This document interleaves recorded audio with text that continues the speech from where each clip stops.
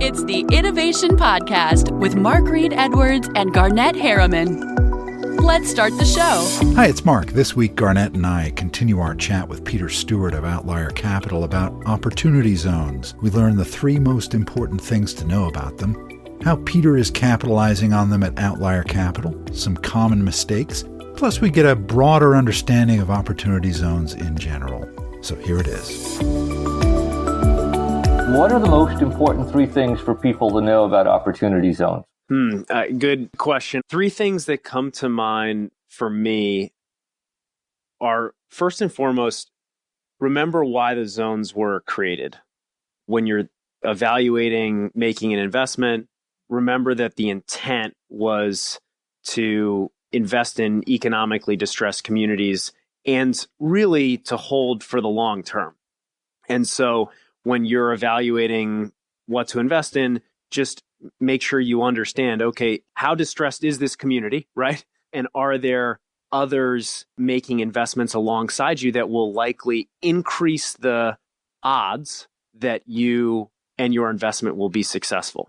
And then the second thing is making sure that you remember that this is a long-term hold opportunity. So that would be the first thing. The second thing is, and I Garnet, you mentioned it early on, just the number of funds that are being created. I got another one this morning from one of my investors. It's unbelievable. And so remember that this is still an investment.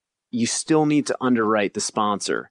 You still need to underwrite their investment thesis. You still need to follow all the same protocols that you would if you were buying another stock or investing in another piece of real estate. Don't let the fervor, for lack of a better phrase, take over.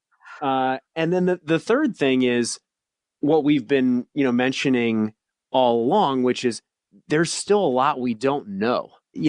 A few things that come to mind are, we mentioned about the time for a fund to make an investment. As it relates to real estate, we still don't know how a refinance event is going to be treated. Right. We're still looking for clarity on depreciation, on recapture. So there's a lot that has yet to be decided. And when you're making an investment, just folks need to be aware of that. Hey, is there another, there's another check-in point, right?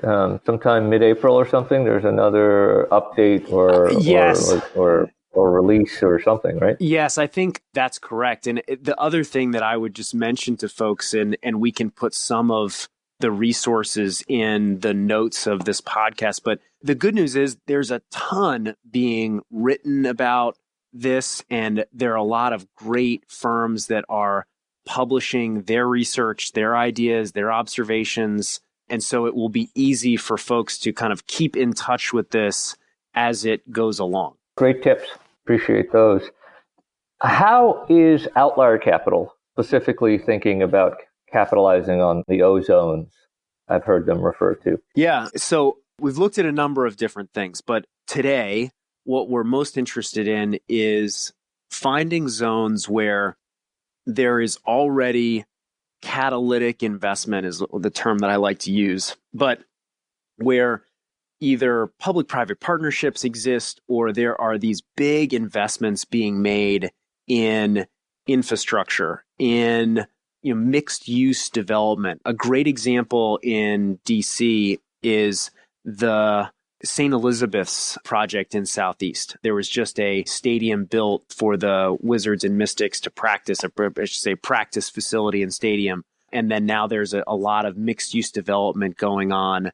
And that's an opportunity zone.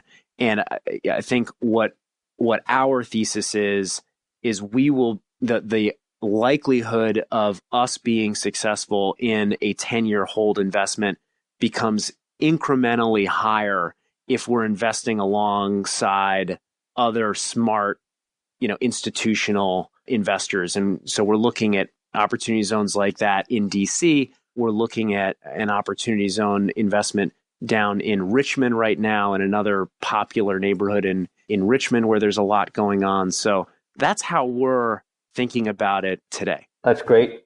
I have been looking at participating in some way. I'm not sure how just yet. Just so you know, Peter, at some newly created investment opportunities that seem to fit the opportunity zone model in Los Angeles, in South LA in particular. And all of these issues that you're bringing up about how to do it in an intelligent way, how to risk mitigate, and how to create the right partnership ecosystem around not only co-investors, but also government, community, nonprofits, religious organizations. All of that stuff is sort of front and center in the dialogues I've participated in.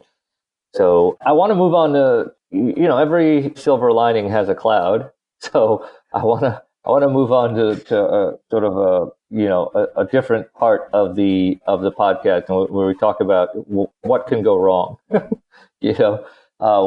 What mistakes do you think investors can make if they invest in opportunity zones, and how do you avoid that? Yeah, and I think a lot of this, goes back to what I was saying earlier around, you really have to know what you're investing in, right? And are you investing in, because there's so many of these popping up, are you investing in a fund? If it is a fund and it's commingled, what are all the asset types? Is there, a specific geography that they're investing in? What is their investment thesis? I think a mistake that folks can make is not really understanding what they are buying and what the fund is going to buy. And in addition to that, I would encourage folks to really do your homework on who you're investing with. Now, there are big investment funds out there that, traditional cast of characters that are all going to create these funds. I'm sure the Blackstones, the Carlyles, now some of them have held off to date because, again, there's still new rules coming out and they want to wait until all of that is set before launching. But there are, big institutional players that are doing, but there are also lots of folks that aren't big and institutional. And if that is the case, you need to underwrite the sponsor. You need to make sure they have a track record in doing what they're planning on doing. And then the other thing to remember is if you are going to be invested with them for the next 10 years, assuming you want to get the full benefit, are they going to be around in 10 years? you want to make sure that they're still going to be here. And, you want to make sure that you agree with their investment thesis. And the biggest way to avoid, I think, mistakes is, seek counsel from experts, right? Talk with your accountant, talk with your lawyer, talk with, if you're thinking about making an investment into real estate in an opportunity zone fund with a new sponsor, a new company, talk to someone that is in the same business, maybe not in that opportunity zone or not in that geography, but who might be able to look at that deal for you and say, okay, this looks okay, or I would be concerned about this, or this. To me, those are it's a do your homework assignment. That's really what it is. Yeah, all of that makes perfect sense, and that's great advice, and spoken like a true fiduciary, and who understands his responsibilities.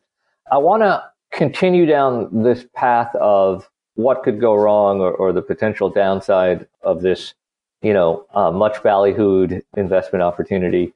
And I want to read you a quote from a community group in Seattle's Chinatown district. The executive director of that group called a spate of OZ funds sprouting up in Seattle, a lot of it funded by, Microsoft employee or Microsoft alumni money, basically referred to the whole concept as it could be a total gentrification machine. And she was speaking to, I think it's GeekWire. And we'll have, as Peter mentioned, the notes and the URLs to all of these things in the notes to the podcast. And she goes on to speak about displacement and all of the evils of, traditional real estate investment in urban areas or underprivileged areas. What are your thoughts on this in terms of gentrification and displacement and, participation in wealth creation versus, exclusion? What do you think about all this? Yeah, well, first comment would be, we're going to need another podcast. Well, yeah, when you ask a developer about gentrification, I mean, the can of worms, the Pandora's box you open. I know it. Don't I know it? We're going to extend the podcast. Do this. Let's take this. Let's know that we're just scratching the surface, but let's be fair on the pro and con side of things. Yeah. Like you seem to be about, your well thought out answers on everything else. So, pros and cons. Yeah. And I'll say first, I think it's important for us to define what gentrification is, just for the folks listening. Sure. And when I think of gentrification and that article you mentioned, it's really an influx of middle class or more affluent folks into oftentimes emerging neighborhoods, and the process of, new buildings popping up, new businesses, new retail. And that, as you mentioned, Garnet, displacing the folks that lived there before, which, oftentimes are not as affluent as the people coming in. And so when I think of gentrification, that's what it is. And it's an exceptionally challenging issue for developers, for communities, for government officials. I mean, it's challenging for everyone. So Sure. Pros and cons. I think the unique part about opportunity zones are, again, this ability to not only invest in real estate, but also in the businesses, and the need for those businesses to generate the bulk of their income, or at least 50%, from that opportunity zone. And I think it's really incumbent upon the community stakeholders. And when I say that, I mean not only the community groups, not only the developers, not only the business owners, the politicians, in DC, it's the Office of Planning, it's the Board of Zoning. It's, it's important for all of those groups to come together and talk about the future of that neighborhood and what's important to each of those groups and how they can together make that a reality. Because in my experience as a real estate developer, where you see the friction is when there is not when that conversation doesn't happen. And we saw that just recently in Long Island City. Right. Oh, that's a good one. Yeah. When the conversation isn't open, you have suboptimal results. And so I think, to answer your question, Garnet, the pro is a tremendous amount of capital is going to come into these zones. The con is a tremendous amount of capital, but exactly. but it is set up in a way in that, the investment in not only real estate, but also business, where I think it can be successful if the community and all the stakeholders participate in an open dialogue, which is challenging. That's not an easy ask. Change is tough. It's up to the stakeholders to work together to make sure the result is what they all want and can live with. So let's drill down on this a little bit, because I think it's worth getting some more detail around some of the ideas and concepts that are floating around that could be some of those solutions that you were referring to. So I've been tracking a group called Smart Growth America and their admirable research and advocacy and policy formulation attempts. And I think they're based in your neck of the woods, Peter. I think they're based down in DC. It wouldn't surprise me. Right, exactly. And so they've come up with some interesting research. Some of the research they have thrown into the mix is fueling some of the concern of community groups. And, part of the findings, the really sort of big picture findings that they're coming out with in this research is this mantra that I think is worth exploring a little bit. Their mantra is development without displacement. And they get into some detail, but not a lot of detail. Well, gee, what a surprise with people who are, advocating for one policy or another, right? That they're missing some operational details. But I want to throw into the mix a couple of things that I've seen that are kind of interesting from the standpoint of maybe thought leadership, God forbid, in operationalizing this mantra, development without displacement.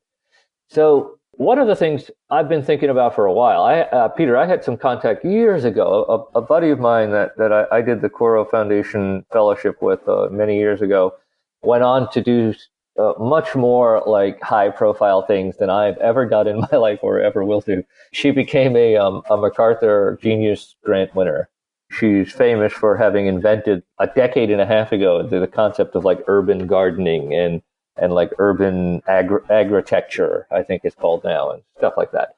And so I was working with her in the Bronx, New York, on essentially an affordable housing project. And, this notion of like displacement and all that stuff came up. And someone threw, I was sitting at a table of very illustrious architects, investors, and policy leaders, and a local official.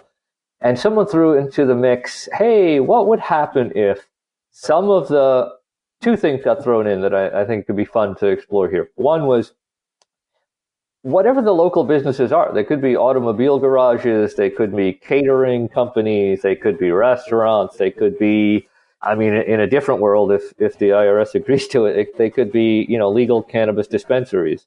But what if we put aside some of the development funds that would, have gone into the real estate project solely, but what if we just invest them into these enterprises and use these definitions to make sure that the money stays in the community and create jobs and create wealth sharing and that sort of thing? That's one. I want to give you both of these and then ask you to comment on either or both. And then the second thing is, what if we created essentially, as in Monopoly, the game Monopoly, a community chest, just a sidecar fund that would essentially be a holding bin for some small amount of the returns that the real estate investors would typically get? And what if we created some sort of local investment organization so that the community itself could use those funds for however they saw fit?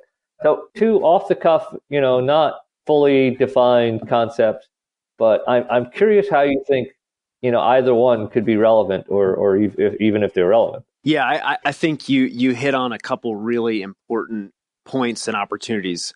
And the thing that comes up for me is, as investors go into these communities, ensuring that they realize that there are already great community resources and organizations there. And I think that's kind of your question about, community chest, right? Yes. There are in many of these communities already organizations that are impact investment organizations that are there doing small loans to local businesses. And so I think it's, again, incumbent upon the stakeholders in that community and the new opportunity zone funds that come in to seek out the relevant actors in that community already and work with them to accelerate and utilize their access and knowledge of that community to better the community. And ultimately, if I'm an investor in that opportunity zone fund, better the odds that my opportunity fund dollars will increase in value. Because ultimately, if the more folks working together to improve the community, the more value creation there will be. And I think that gets me to the second thing that I think you were touching on, which is there needs to be the support and programs in place when businesses are created so that the folks that live in those communities that don't have the relevant skill sets can learn those skill sets and take part in the wealth creation, right? That's a good one. That's a really good one. Workforce development, workforce training, all of that stuff has to be integrated into not only the real estate piece, but also any kind of enterprise investing or business investing that's going on.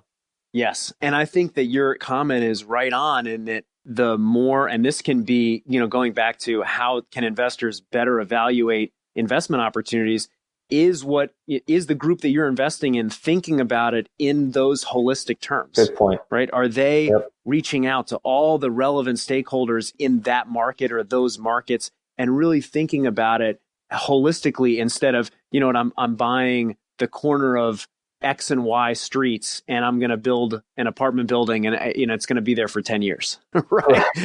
I think the odds of success are much higher if you're investing in a group that's saying, well, I'm engaging this group, and we've got a public-private partnership here, and that starts to feel a lot better in terms of the odds of being successful over the long term. Yeah, and it's interesting that you restated it.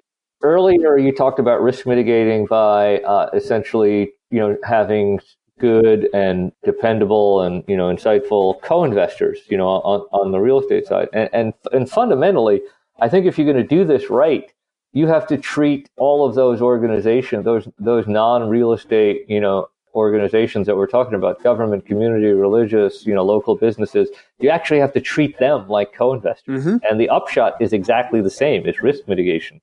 It's upside amplification, right? So that's a really interesting thing that came out of the way you restated it. I'm very curious about urban versus rural opportunity zones. And so do you think the opportunity zones that are in rural areas are actually going to attract money? And what kinds of investments do you think are going to work? So I'll give you one anecdote in that I know someone who is putting together an opportunity zone fund to invest in a rural area, the rural opportunity zone. And can you say which state it is? Or? New York. And what they are doing is they are planning on building a farm. And so that I think that's one example of how folks are going to take advantage of it. But, as an urban investor, I for the most part, I'm not sure. But that's just one item that I've heard of. I'll add something to that. I just heard about a group, and I want to say they're in the Northwest.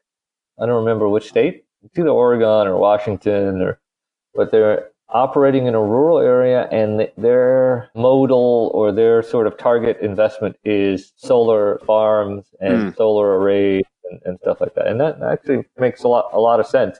I haven't seen a lot written. I don't know about you, Peter, but I haven't seen a lot written about the sort of granular details of the types of investments that are going to be made in rural opportunity zones. That's kind of why I was curious to see what you had heard.